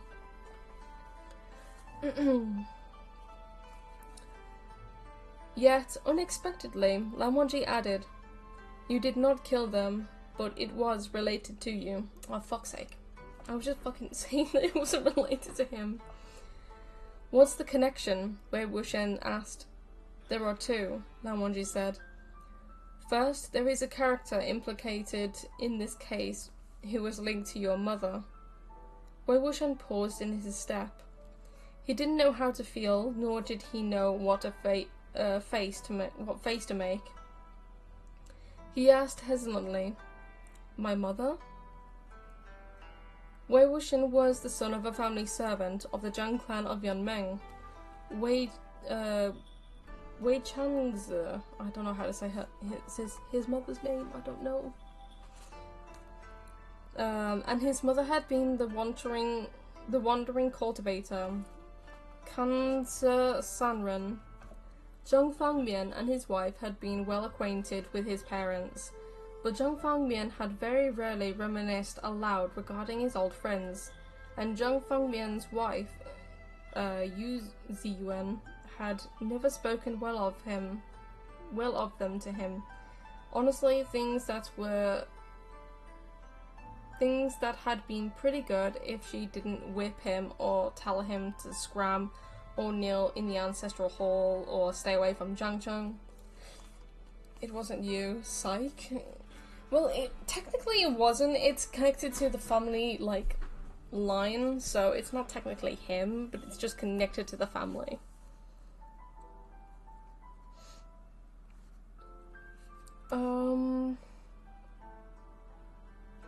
I forgot where I was. Many of the stories he'd heard about his parents were told to him by others, so he actually didn't know much more than anyone else. Lan Wangji also stopped, then turned around to meet his gaze. "Have you ever heard of one named Xiao Xingchen?" Wei Wuxian thought for a moment, then replied no. "No is correct," Lan Wangji said. "It was 12 years ago when this man emerged from the mountain and achieved fame, and now that there are none who speak of him, 12 years ago happened to be the year right after the siege of the Yiling burial mounds. So they had just missed each other." Wei Wuxian asked, "Which mountain was it, and who was his teacher?" Lan Wangji replied, "The mountain is unknown. Xiao Xingchen studied the way of the Dao under the tutelage of Baoshan Sanren." Now Wei Wuxian understood why Lan Wangji said that this man was linked to his mother. He said, "This means this Xiao Xingren was technically my mother's martial brother, huh?" I don't read Cultivation because they never explained the power system. Trust me, I know the feeling. Oh, God.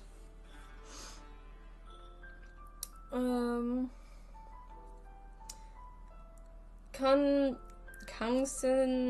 Sanren had also come from Boshan Sanren School. This Boshan Sanren was a hermit cultivator who lived hidden away from the secular world. Apparently she was a cultivator of the same generation as Wen Mo and Lan An. Oh, okay. So that was like... I swear that was Lan Wangji's mother or grandmother or something, wasn't it? Oh no, wait. Was it... I don't even remember whose it was now. Other celebrities of that generation had long since dissipated in both body and soul. Only Boshan Sanren still walking the earth. If that really was true, then she should be many hundreds of years old, which proved she was in possession of incredible cultivation. In the years ruled by those of her generation, with Wenmo as leader, and the clans had flourished while sex declined. Leading factions of cultivation authority were bound by blood ties sprouted like bamboo shoots in the spring. Any cultivator with a lick of fame founded their own sect, and yet this master chose to retreat to a mountain hermitage. I can't even read. Her cultivator name was Boshan, meaning to embrace the mountains. Which mountain was it that she embraced? No one knew, but it was precisely because no one knew that it was called Hermitic Retreat. If she could be easily found, it wouldn't have been considered so. This elder led a hermetic life upon an unknown immortal mountain. She often secretly picked up orphans and brought them up to the mountain, taking them as her disciples. However, every disciple had to swear an oath. Focus only on cultivation in this life. Never descend the mountain. Never enter the secular world. If they did, no matter the reason, they would never be allowed to return. They would have to survive on their own and train in hardship within the secular world, never again to have any ties with their one-time school. People said Boshan Sanren was worthy to be called an enlightened master, and this rule of hers truly demonstrated great foresight. One more page and we have like a picture as well, with the young patriarch, with the amulet. Some ravens around, dead corpses and skeletons on the ground. Great. I think once we pass the picture, we're gonna stop at page 306 and then carry on next week. Over hundreds of years, she only had 3 disciples leave the mountain: Yanling Daoren, Kangse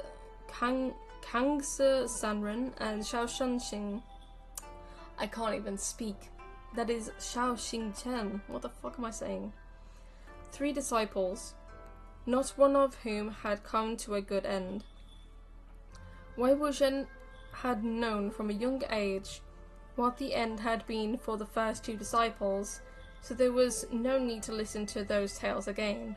So what Lan Wangji succinctly told him was the story of the deeds of the last disciple, Wei Wuxian's mother's younger martial brother.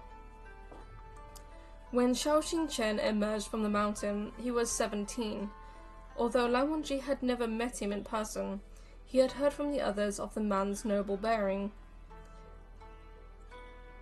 At the time, it had only been a few years since the end of the Sunshot campaign, and the siege of the Yiling burial mounds had just concluded.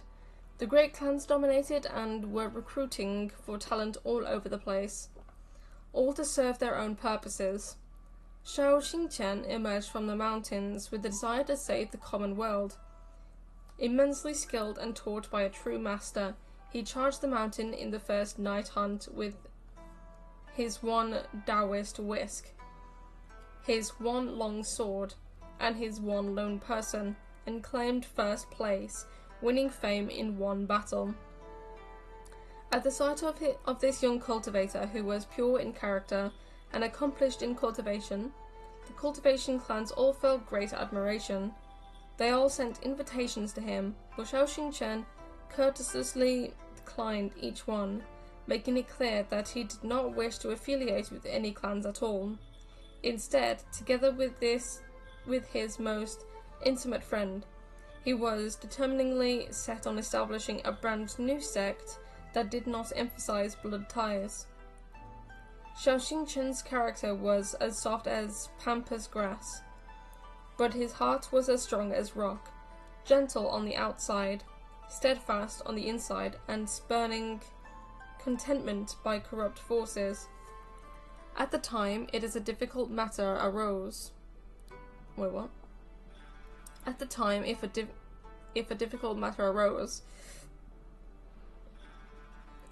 any and all would rush to seek help from him first and foremost.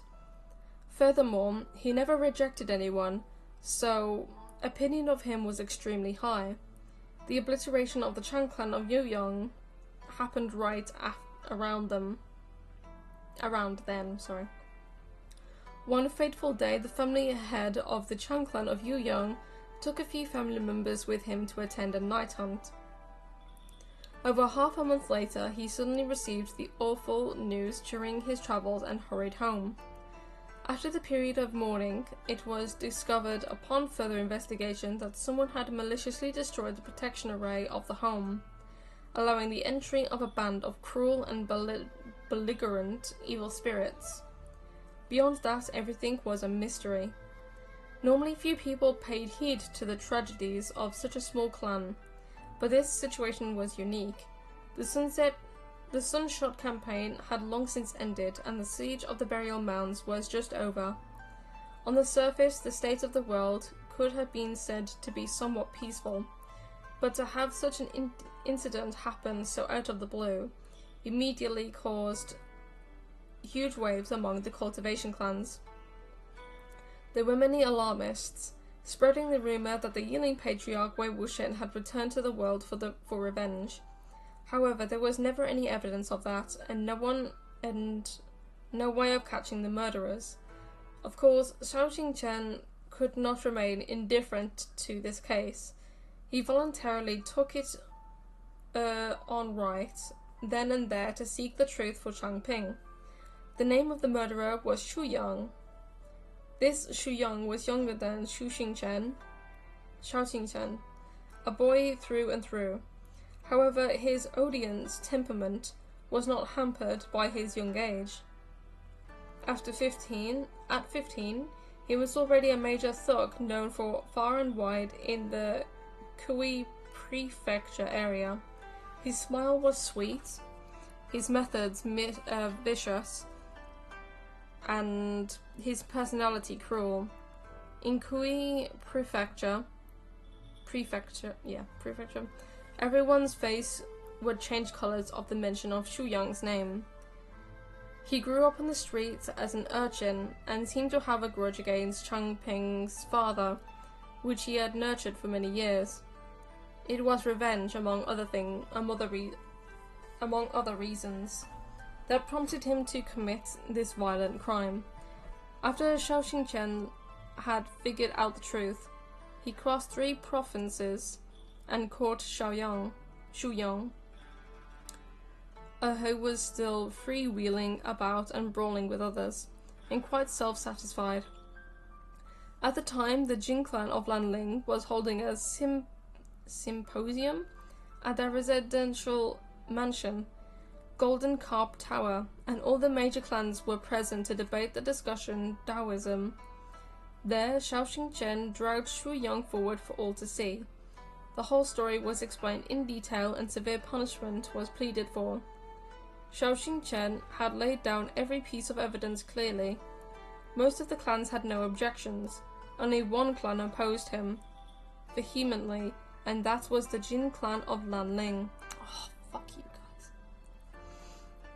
Objecting under those circumstances would risk universal condemnation, said Wei Wuxian. Could Shu Yong have been a favorite of Jin Gongshan? A guest cultivator, Lan Wangji replied. He was their guest cultivator? Wei Wuxian asked. The Jin clan of Lanling should have ranked as one of their 4 major clans by then, right? Why invite a little thug to be a guest cultivator? This is the second connection, Lan Wangji said.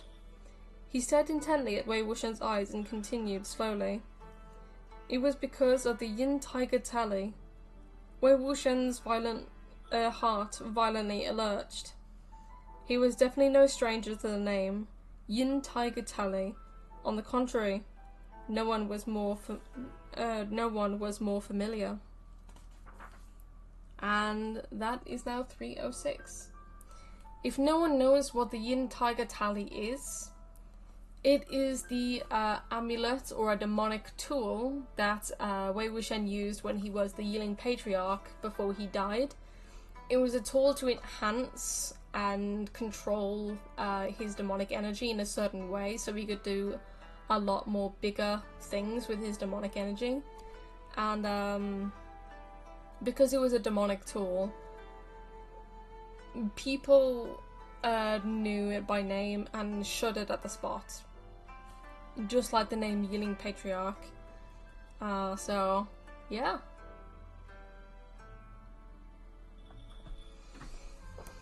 And that leads on to page 306, where...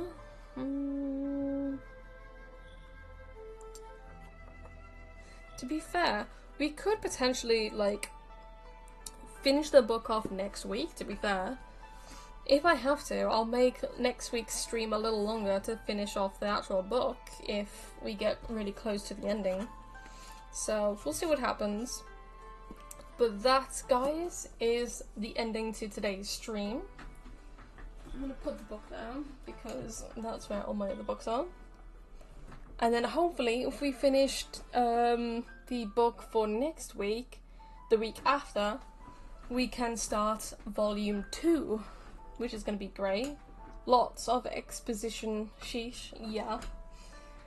So yeah, a little bit of teasing, a little bit of joking around, a lot of of the mystery came into fruition with the demonic hand and the demonic leg and the curse mark on Wei Wuxian's leg.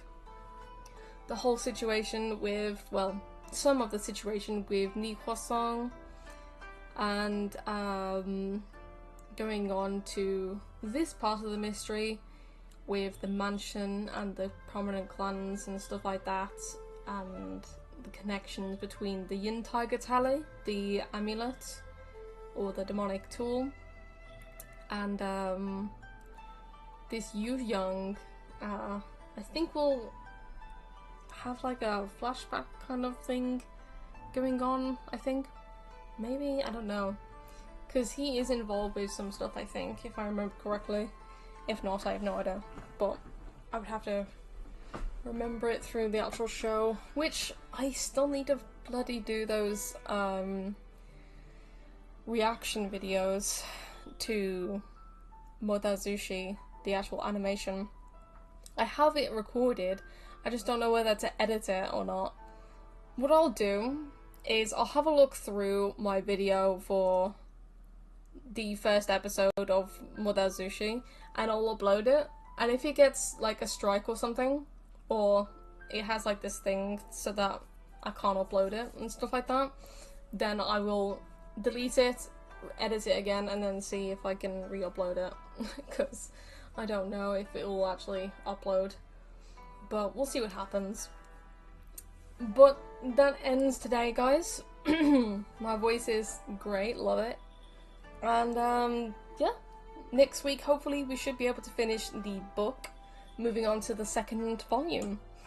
So tomorrow we're going to be playing some Honkai Star Rail and doing some 2.4 stuff, and hopefully trying to get Hua Hua onto our team, and seeing what we can do. But yeah, I think that will end today's stream, so I hope you will enjoy it. And if you guys have missed the previous parts of this novel reading for Volume 1, there is a playlist on my channel if you guys want to go and have a look at that. All the different parts and stuff will be in that playlist for you guys to check out. So yeah, I think that's it for today, guys. Hopefully you have a good rest of your day or night, depending on where you are. Thank you everyone for watching. I appreciate you. Bo, Vishesh, and I forgot who else was in here. Monayak. Thank you for stopping by. I appreciate you guys. I know we had the situation of someone botting my channel yesterday, but that's been sorted now. I was at like 50 or 65 subscribers or something, and thankfully YouTube did take them off or something. So I appreciate YouTube for that. So, gotcha, see you tomorrow. Goodbye. Alright guys, thank you Vishesh for stopping by. I appreciate you. I will see you later, and I will see you guys tomorrow for the next daily stream on Honkai Star Rail. So, without further ado, I will see you guys then. Bye everyone. Bye bye.